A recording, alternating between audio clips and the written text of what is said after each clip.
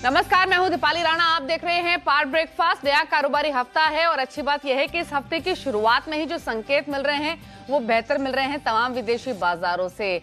पिछले 2-3 कारोबारी सत्र जो थे वो थोड़े से बेहतर थे। अब देखना होगा कि ये मूड बरकरार रहेगा या फिर नहीं। लेकिन शुरुआत कर लेते हैं आज की ओपनिंग से पहले जो इंपॉर्टेंट ट्रिगर्स मिल रहे हैं। एजेक्स निफ्टी को फटाफट से देख लेते हैं और उसके बाद आज के जो ग्लोबल संकेत है उनको समझेंगे। एजेक्स निफ्टी हल्की बढ़त के साथ कारोबार कर रहा है, लगभग 10 अंकों की बढ़त देखी जा रही है। इनफैक्ट अब 7 अंक ऊपर है, 10,814 के लेवल्स पर। टीम हमारे साथ पूरी तैयार है। जी बिजनेस के मैनेजिंग एडिटर अनिल सिंह भी हैं जो बताएंगे आज आपको बाजार कैसे खुलेगा, लेवल्स कौन से इंपॉर्टेंट होंगे। पूजा बताएंगे खबरों वाले शेयर्स और संदीप हमारे साथ है बताने के लिए कि आज इंटरनेशनल मार्केट से संकेत मिल कैसे रहे हैं। गुड मॉर्निंग संदीप, आप शुरुआत कीजिए। डोनाल्ड ट्रंप के ट्वीट से मूड बना है थोड़ा एशियन मार्केट्स का या फिर नहीं? बिल्कुल बनता हुआ दिखा है, खासतौर पे जापान के मार्केट निक्केई आप देखिए ऊपर है। एसएनपी निफ्टी हालांकि हल्की बढ़त दिखा रहा है लेकिन हाँ पॉजिटिव है और ये दर्शा रहा है कि हाँ जो डोनाल्ड ट्रंप के ट्वीट्स हैं कल रात के उसका इंपैक्ट मार्केट पे जरूर पॉजिटिव देखने को मिला और उसका इंपैक्ट आप देखिए डाउ और नैस्डैक फ्यूचर्स पे भी साफ तौर पे पॉजिटिव देखने को मिल रहा है। बावजूद इसके कि फ्राइडे की क्लोजिंग भी यूएस के मार्केट्स की पॉजिटिव थी। यूएस में अगर आप देखें शुक्रवार को भी करीब 1% के आसपास के गेंस थे। डाउ 181 अंक चढ़ा और 26,000 के जो लेवल्स हैं उसके पार बंद होता हुआ दिखा। लेकिन ज्यादा इंपॉर्टेंट है जो कल ट्वीट किए हैं डोनाल्ड ट्रंप ने यूएस चीन के जो ट्रेड वार्ता है उसको लेके। जैसे आपने कहा सब्सटेंशियल प्रोग्रेस हुई है दोनों देशों की बातचीत को लेके और इसीलिए वो कह रहे हैं कि जो 1 मार्च की डेडलाइन है जिसमें उन्होंने कहा था कि 10% टैरिफ जो लगाए गए हैं उसे बढ़ाकर 25% कर दिया जाएगा अगर दोनों देशों के बीच में कोई भी सहमति नहीं बनती है।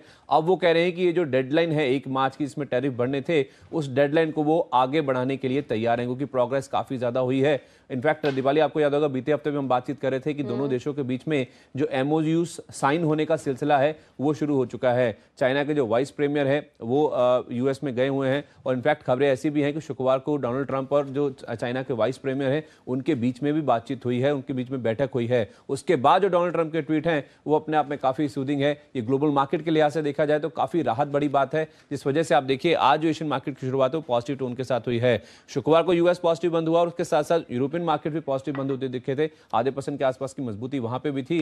तो ओवरऑल देखा जाए एक तो शुक्रवार की पॉजिटिव क्लोजिंग थी, कल रात के जो डोनाल्ड ट्रंप के ट्वीट्स हैं उसके बाद आप एशियन मार्केट्स में देखिए आज पॉजिटिव शुरुआत देखने को मिल रही है। तो नेट नेट देखा जाए संकेत बेहतर है। चिंता केवल एक ही है क्रूड के फ्रंट पे। 2019 की ऊंचाई पर क्रूड की कीमतें हैं, $67 के आसपास के लेवल्स हैं वो भी ब्रेंट पे देखने को मिल रहे हैं।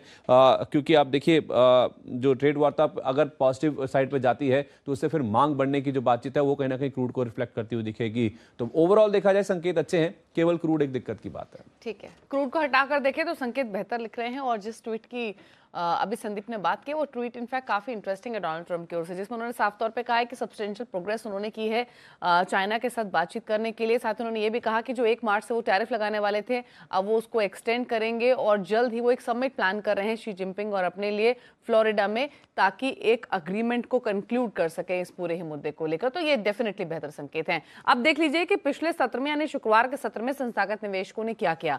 एफआईएस के आंकड़े आपके सामने लेकर आते हैं। कैश मार्केट में एफआईएस की ओर से 6,311 करोड़ की बाइंग हुई है। जो कोटक महिंद्रा बैंक में बड़ी ब्लॉक डील्स हुई थी उसका इंपैक्ट है ये एफआईएस के आंकड़ों में, ये ध्यान रखिए। कैश मार्केट में डीआईएस की ओर से लगभग 850 करोड़ की बाइंग हुई है और एफएनओ में एफआईएस ने 1056 करोड़ की बिकवाली की है।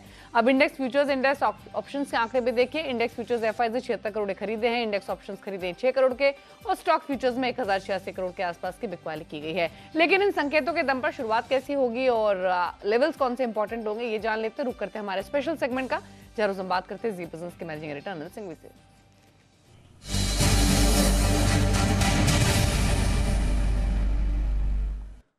Good morning Anil ji. संकेत तो बेहतर दिख रहे हैं। एशिया से, अमेरिका से अगर कच्चे तेल को हटाकर देखें तो बाकी तमाम संकेत बेहतर हैं और डोनाल्ड ट्रंप के जो ट्वीट आए हैं वो तो काफी शानदार हैं। ऐसे में कैसी शुरुआत आप एक्सपेक्ट कर रहे हैं और लेवल्स कौन से इंपॉर्टेंट होंगे? देखिए शुरुआत थोड़ी ठीक हो सकती है क्योंकि एशियाई बाजारों में शुरुआत ठीक है और संकेत मिले जुले से कहे जा सकते हैं कि बहुत अच्छे इस लिहाज से नहीं कि जब तक कच्चा तेल नहीं गिरता, जब तक रुपया बढ़ता नहीं, तब तक भारतीय बाजार ग्लोबल मार्केट्स के संकेतों पर बहुत तेजी से भागेंगे इसकी संभावना कम है। और शुक्रवार को भी आपने देखा कि निफ्टी भले ही फ्लैट बंद हो लेकिन बैंक निफ्टी में अच्छी खासी कमजोरी रही ऊपरी स्तरों पर, वहाँ प्रॉफिट बुकिंग आती हुई दिखी। तो वही रेंज बाउंड ट्रेड है, रेंज के निचले स्तरों पर आएंगे तो वहां से थोड़ी खरीदारी आ जाएगी, ऊपरी स्तरों पर प्रॉफिट बुकिंग भी आने की पूरी संभावना है। तो हमारे लोकल फैक्टर्स ऐसे हैं जो बाजार को बहुत ज्यादा बढ़ने नहीं देंगे, तो जितना कम गैप से खुले उतना बेहतर है ताकि और बढ़ पाए। मेरा ये मानना है कि 10,800 निफ्टी पर आज निर्णायक लेवल के तौर पर काम करेगा। 10,750, 10,850 ये 100 पॉइंट की रेंज है जिस पर आपको फोकस करना चाहिए। इस रेंज के बाहर किसी एक तरफ निकले तो 50 पॉइंट का एक और अतिरिक्त मूव आने की संभावना बन सकती है। बैंक निफ्टी का जहां तक सवाल है, 26,600, 26,650 ये रेंज है जहां पर आपको निचले स्थानों पर सपोर्ट आता हुआ दिखेगा। ऊपरी स्थानों पर 27,000, 27,050 वो रेंज है जहां पर मुनाफा वसूली आती हुई दिखेगी। तो इस रेंज में ट्रेड होने की पूरी संभावना है। ठीक है, इसके अलावा आज के लिए कोई स्पेसिफिक सेक्टर्स या शेयर्स? क्योंकि ट्रेड वॉर को लेकर थोड़ी सी चिंताएं कम हो रही है और अगर 1 मार्च की डेडलाइन तक नहीं भी हुआ तब भी आगे बढ़ाने की जो बात हो रही है वो थोड़ी सी पॉजिटिव समझ सकते हैं। उस लिहाज से मुझे लगता है थोड़े मेटल शेयरों में जो खरीदारी होती हुई दिखी है पिछले 2 सेशन में वो थोड़ी और आगे बढ़ सकती है। तो मेटल शेयरों पर फोकस करना चाहिए, यहाँ पर हल्की खरीदारी हो सकती है। थोड़े ऑटो स्टॉक्स मजबूती के साथ आगे हो सकते हैं। ठीक है, शुक्रिया आपका ये रणनीति सुझाने के लिए। तो मेटल्स और ऑटो स्टॉक्स ये 2 सेक्टर्स फोकस में रहेंगे जहां पर मोमेंटम दिख सकता है। 400 अंकों के दायरे में बैंक निफ्टी में कारोबार दिख सकता है 26,650 से 27,050 के बीच में, और निफ्टी की भी लगभग 100 अंकों की ट्रेडिंग रेंज आपको बताई गई है जो 10,750 से 10,850 के बीच होगी। तो ये तो इंडेक्स पर बात हुई, लेकिन अब फोकस करेंगे स्टॉक्स पर और खबरों वाले शेयर्स लेकर पूजा हमारे साथ बनी हुई है। बताइए पूजा, कौन कौन से स्टॉक्स है? आज मोतीलाल ओसवाल और IIFL इन दोनों कंपनियों पर नजर रखिए। दोनों ही कंपनियों को झटका लगा है सेबी की एक ऑर्डर की वजह से, और उनका कहना है कि कमोडिटी डेरिवेटिव्स कारोबार पर रोक लगा दी है क्योंकि इन दोनों ही कंपनी को नॉट फिट एंड प्रॉपर माना गया है। हालांकि इस नोटिस पर IIFL और मोतीलाल ओसवाल दोनों की ही सफाई भी आई है। IIFL का कहना है कि क्लाइंट्स का कोई बकाया नहीं है, कंपनी के पास कोई प्रोप्राइटरी पोजीशन नहीं है और इस पर कंपनी के व्यवसाय पर ज्यादा कुछ असर नहीं होगा। और मोतीलाल ओसवाल का भी कहना है कि हालांकि कंपनी पर असर पड़ा था, NSCL मामले में करीब 58 करोड़ का निवेश था, लेकिन उनका भी ये कहना है कि कारोबार पर इसका फिलहाल कोई असर नहीं पड़ेगा। देखना होगा स्टॉक आज किस तरह से रिएक्ट करता है। इसके अलावा कोटक महिंद्रा बैंक पर नजर रखिए। हमने आपको बताया था कि ING ग्रुप की बल्क डील के जरिए हिस्सेदारी बेचने की योजना है। अपडेट आ चुका है कि 3% पूरी हिस्सेदारी बेच चुकी है और इसी के साथ ही साथ ING ग्रुप के नॉमिनी ने बोर्ड से इस्तीफा भी दे दिया है। तो इसके चलते आज कोटक महिंद्रा बैंक फोकस में रहेगा। विप्रो पर भी नजर रखिए। शेयरधारकों ने बोनस इश्यू को मंजूरी दे दी है 1400 करोड़ की, और इसकी जो रिकॉर्ड डेट है वो 7 मार्च तय की गई है। तो आज विप्रो फोकस में रहेगा। तमाम टेलीकॉम स्टॉक्स पर भी नजर रखिए। खबर आ रही है कि भारत में 5G सर्विस के लिए व्हाइट पेपर जारी कर दिया गया है, और इसी के साथ ही साथ एक और खबर है टेलीकॉम स्पेस से जुड़ी। 15 मार्च तक MNP यानी कि मोबाइल नंबर पोर्टेबिलिटी पर समीक्षा भी की जाएगी। तो इन 2 खबर के चलते आज तमाम टेलीकॉम स्टॉक्स फोकस में रह सकते हैं। टाइटन पर नजर रखिए। कंपनी की तरफ से अपडेट आ रहा है कि FY23 तक 40,000 करोड़ ज्वेलरी बिक्री का लक्ष्य है कंपनी का। तो इस खबर के चलते आज टाइटन पर नजर रखनी होगी, और उनका ये भी कहना है कि लक्ष्य हासिल करने को लेकर कोई रिस्क भी नहीं है। तो आज टाइटन फोकस में रहेगा। ल्यूपिन, एक राहत की खबर, दिल्ली हाई कोर्ट ने कंपनी की एक डायबिटीज से जुड़ी दवा पर रोक हटा दी है। तो आज ल्यूपिन पर नजर रखिए। और आखिर में बात करते हैं STC यानी कि state trading corporation. Syndicate bank ने कंपनी के खिलाफ इंसॉल्वेंसी की याचिका दायर कर दी है, और ये जो मामला था, ये जो 625 करोड़ के भुगतान के लिए याचिका दायर की गई है। तो आज यहाँ पर कुछ इसका रिएक्शन देखने को मिल सकता है। ठीक है, शुक्रिया पूजा आपका। तो ये तमाम खबरों वाले स्टॉक्स है जहां पर असर दिखेगा इन खबरों का। इसके अलावा रियल एस्टेट स्टॉक्स भी फोकस में रहेंगे क्योंकि GST काउंसिल की जो 33वीं बैठक है उसमें घर खरीदारों के लिए कई बड़े ऐलान किए गए हैं। बैठक के बाद वित्त मंत्री अरुण जेटली ने बताया कि सबसे इंपॉर्टेंट यह है कि सबके पास घर होना चाहिए। इसके लिए अफोर्डेबल हाउसिंग में GST दर 8% से घटाकर 1% कर दी गई है। साथ ही अंडर कंस्ट्रक्शन फ्लैट के लिए GST की जो नई दर है वो 12% से घटाकर 5% कर दी गई है। और इसी खबर पर और डिटेल्स ले लेते हैं। हमारे संवाददाता प्रकाश प्रियदर्शी मौजूद भी हैं। बताइए प्रकाश।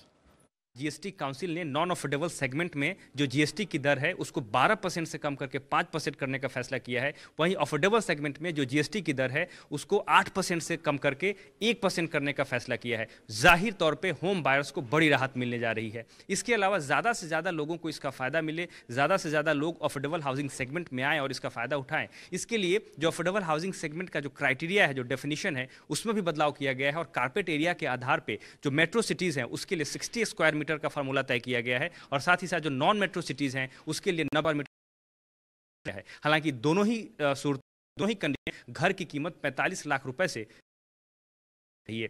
इसके अलावा इस बात की भी कोशिश की गई है कि जैसा कि हमने इस बात राजस्व सचिव के सामने रखा कि सबसे बड़ी जो चुनौती है वो ये होगी कि कैसे होम बायर्स को जो दरों में कटौती की गई है इसका फायदा हो। उनका कहना है कि हम इस बात को सुनिश्चित करेंगे कि जो डेवलपर है या बिल्डर है वो जो बेनिफिट्स मिले हैं उसको कंज्यूमर को, होम बायर्स को पास ऑन करें और घर की कीमतों में बढ़ोतरी न करें। अगर इस तरह के मामले आते हैं तो जाहिर तौर पर एंटी प्रॉफिटरिंग का मामला बनता है और डेवलपर पर इसकी कार्रवाई होगी। लेकिन अब ये देखने वाली बात है कि किस तरीके से इस बात को सुनिश्चित किया जाता है कि होम बायर्स को इसका बेनिफिट मिले। जो नया दर है वो 1 अप्रैल 2019 से ये लागू होगा, लेकिन उसकी जो औपचारिक प्रक्रिया है वो पहले से की जाएगी और लॉ कमेटी जो है, जो स्ट्रक्चर है उसको तैयार कर रही है। और इसमें सबसे बड़ी बात ये भी है कि जो लोग घर बुक भी करा चुके हैं अंडर कंस्ट्रक्शन प्रॉपर्टी में, उनको भी इसका बेनिफिट मिलेगा। तो जाहिर तौर पे चुनाव से ठीक पहले आम कंज्यूमर को, होम बायर्स को जीएसटी काउंसिल की तरफ से बड़ा तोहफा मिला है। आप दे रहे हैं पावर ब्रेकफास्ट से बात करते हैं आज की ट्रेडिंग स्ट्रैटेजी की और कावी स्टॉक ब्रोकिंग का अरुण मंत्री हमारे साथ मौजूद है। Arun, good morning. बताइए पहले तो निफ्टी पर आपका आउटलुक। Good morning. निफ्टी में कंसोलिडेशन का दौर ही जारी रह सकता है, जिस हिसाब से कल के सेशन में भी 30 से 40 पॉइंट का ही रेंज मार्केट में देखा गया था। आज भी वही रेंज मार्केट में देखने को मिल सकता है। ऊपर में 830, 10,830, 10,840 एक ब्रॉड रेजिस्टेंस के तौर पर काम करेगा, जबकि नीचे में 10,750 से 10,700 एक अच्छा सपोर्ट की तरह नजर आ रहा है। तो बाय ऑन डिप्स की सलाह रहेगी, 10,750, 10,770 के पास बाई करें, 10,700 का स्टॉप लॉस लगाएं और ऊपर में 10,840 का टारगेट रखें। बाय ऑन डिप्स की स्ट्रैटेजी है, 10,830 के टारगेट है, 10,700 का स्टॉप लॉस है। आज के लिए ट्रेडिंग स्टॉक्स ये 2 स्टॉक चुने हैं। पहला होगा एफएमसीजी से। एफएमसीजी सेक्टर में काफी अच्छे लॉन्ग्स पिछले 2 दिन में ऐड हुए हैं। कोलपाल आज का एक अच्छा स्टॉक रह सकता है। 1235 के स्टॉप लॉस से कोलपाल को बाई करें और 1285 का टारगेट रखें। और दूसरा स्टॉक होगा शॉर्ट की तरफ, जो कि इंडसइंड बैंक है। इंडसइंड बैंक में भी काफी अच्छे शॉर्ट्स पिछले 2 से 3 दिन में बनते हुए देखे गए थे। इस स्टॉक को करंट लेवल पे शॉर्ट करें, 1482 का स्टॉप लॉस लगाएं और 1430 का टारगेट रखें। ठीक है। कोलगेट खरीदने की सलाह है, इंडसइंड बैंक बेचना है। इंडसइंड बैंक में 1430 के टारगेट है, 1482 का आपको रखना होगा स्टॉप लॉस। कुछ और ट्रेडिंग कॉल्स भी हैं, वो भी आप नोट कर लीजिए आज के सेशन के लिए। एनएमडीसी पर रिकमेंडेशन आ रही है खरीदारी की एक्सिस सिक्योरिटीज की ओर से। 101 के टारगेट्स हैं और स्टॉप लॉस आपको 94 रुपये 50 पैसे पर मेंटेन करना होगा। तो बाय कॉल एनएमडीसी पर। साथ ही एक्सिस सिक्योरिटीज ने चुना है ओबेरॉय रियल्टी, 512 के टारगेट के साथ खरीदने की सलाह है, 497 का आपको स्टॉप लॉस आज के सेशन के लिए रखना होगा। तो यहाँ भी बाय रिकमेंडेशन आ रही है ओबेरॉय रियल्टी पर एक्सिस सिक्योरिटीज की ओर से। इसके अलावा बालकृष्ण इंडस्ट्रीज खरीद कर चलिए आज के सेशन में। आईडीबी कैपिटल का व्यू है कि तेजी के पोजीशंस आप बना सकते हैं 875 के टारगेट के लिए। स्टॉप लॉस आपको 845 के लेवल्स पर मेंटेन करना होगा। साथ ही ब्रिटानिया, यहाँ भी खरीदारी की कॉल है, 3150 के टारगेट्स के लिए खरीदिए, 2940 का आप रखिए स्टॉप लॉस। तो यहाँ भी तेजी करने की सलाह दी जा रही है ब्रिटानिया पर आईडीबी कैपिटल की ओर से। तो ये कुछ स्टॉक्स हैं जहाँ पर दिन के दौरान आप स्ट्रैटेजी बना सकते हैं। लेकिन आप कमोडिटी बाजार की ओर रुख करते हैं। मोतियात ओसवाल कमोडिटीज के अमित सचेजा हमारे साथ मौजूद हैं, उनसे बातचीत करते हैं। Amit, good morning. पहले तो गोल्ड पर ही अपना आउटलुक दीजिए। अभी भी ऑन डिप्स बाय करने की सलाह है या फिर कोई और स्ट्रैटेजी है? Amit ji good morning. पहले हाँ बोलिए। जी हाँ, गोल्ड में अभी भी जो आउटलुक है वो पॉजिटिव बना हुआ है एंड बाय ऑन डिप्स की सलाह होगी। इंट्राडे में 33,450 के करीब मिलता है तो बाय कीजिए और अपसाइड में 33,700 तक का स्कोप है। ठीक है, तो गोल्ड पर खरीदारी की सलाह है, 33,450 के लेवल पर खरीदना है, 33,700 का टारगेट, 33,300 का स्टॉप लॉस। क्रूड पर क्या करना है? ये तो अंतर्राष्ट्रीय बाजारों में थोड़ा स्टेबल ही है, 66-67 के आसपास। घरेलू बाजार में क्या करें? जी, आई थिंक WTI क्रूड अभी भी $57 के ऊपर स्टेबल है, तो आज भी तेजी जारी रहने की उम्मीद है। मेरे हिसाब से 4050 का एक अच्छा सपोर्ट है, वहां पर अगर डिप आती है तो बाइंग कर सकते हैं। 4010 का एक छोटा सा स्टॉप होगा, लेकिन 4130 जो रिसेंट हाईज थे वो दोबारा रिपीट हो सकते हैं। ठीक है, रुपए पर क्या आउटलुक होगा आज के लिए? जी, इंटरनेशनली डॉलर इंडेक्स जो है वो थोड़ा सा वीकनेस दिखा रहा है, तो उसके चलते हो सकता है रुपये में स्ट्रेंथ दिखे। यूएसडी है ना, स्पेसिफिकली 71.20 के करीब बेचा जा सकता है। डाउन साइड में 70.90 तक का स्कोप हो सकता है शॉर्ट टर्म बेसिस। ठीक है, शुक्रिया आपका ये स्ट्रैटेजी बताने के लिए। तो रुपए पर आउटलुक आपको मिला है, थोड़ी मजबूती आज दिख सकती है, 70-90 तक जा सकता है, इसीलिए स्ट्रैटेजी आपको बनानी है। लेकिन ब्रोकर हाउसेस की रिपोर्ट्स आई अलग अलग शेयर्स पर। देवांशी है हमारे साथ ये रिपोर्ट्स लेकर, बताइए देवांशी। सबसे पहले तो आज अदानी पोर्ट्स पर दो ब्रोकिंग हाउसेस की रिपोर्ट है, जेपी मॉर्गन और सीएलएस से दोनों की रिपोर्ट आई और ये मान के चलते हैं कि जैसे उन्होंने एग्रीकल्चर लॉजिस्टिक्स का कारोबार यहाँ पे खरीदा है, वो प्रीमियम वैल्यूएशंस पे खरीदारी होती हुई दिख रही है। इंटर ग्रुप यहाँ पे खरीदारी है लेकिन थोड़े से प्रीमियम पर है। वहाँ पे सीएलएस का ये मानना है कि 475 का लक्ष्य उन्होंने कोई बदलाव नहीं किए हैं और साथ ही खरीदारी की राय। वहीं पे जेपी मॉर्गन भी मान के चलते हैं कि इस करार के जितने भी बेनिफिट्स हैं, सिनर्जी बेनिफिट्स, वो FY21 से शुरू होते हुए दिखेंगे, थोड़ा सा पॉजिटिव है और 430 तक के लक्ष्य देख रहे हैं ओवर की रेटिंग के साथ। लेकिन वो भी ये मान के चल रहे हैं कि इंटर ग्रुप यहाँ पे ये डील होती हुई दिखी है। हाल को वेदांता कोल इंडिया पर डाउनग्रेड करके उन्होंने जो लक्ष्य है वो भी घटा दिया और सेल पर यहाँ पे अपग्रेड किया है उन्होंने और अपने लक्ष्य भी बढ़ाए हैं। सबसे पहले हिंडाल्को इक्वल वेट की रेटिंग है 211 के नए टारगेट से 290 से घटाकर, वेदांता इक्वल वेट की रेटिंग वहाँ पे भी 235 से घटाकर 176 ये नए टारगेट्स हैं। कोल इंडिया 268 के नए टारगेट से 300 से घटाकर और वहीं सेल पर ₹1 का उन्होंने लक्ष्य बढ़ाया है, 54 तक के अब नए लक्ष्य वो दे रहे हैं इक्वल वेट की रेटिंग के साथ, वहाँ पे अपग्रेड होता हुआ दिखा है। तो ये अलग अलग स्टॉक्स पर ब्रोकर हाउसेस का व्यू आया है। अदानी पोर्ट्स इनफैक्ट फोकस में रहेगा, जो खबर आई अदानी एंटरप्राइजेस अदानी एग्री कारोबार को वो खरीदेंगे। उसके बाद हाउसेस को ये डील को बहुत पसंद आ नहीं रही है और देखिए ज़्यादातर हाउसेस का जो व्यू है वो थोड़ा सा हिला हुआ है। सिटी ने तो इनफैक्ट टारगेट्स भी कट किए हैं, बाकी सीएलएस से जेपी मॉर्गन के जो टारगेट्स है वो आपकी स्क्रीन पर है। लेकिन ये स्टॉक्स डेफिनेटली आज एक्शन में रहने वाला है।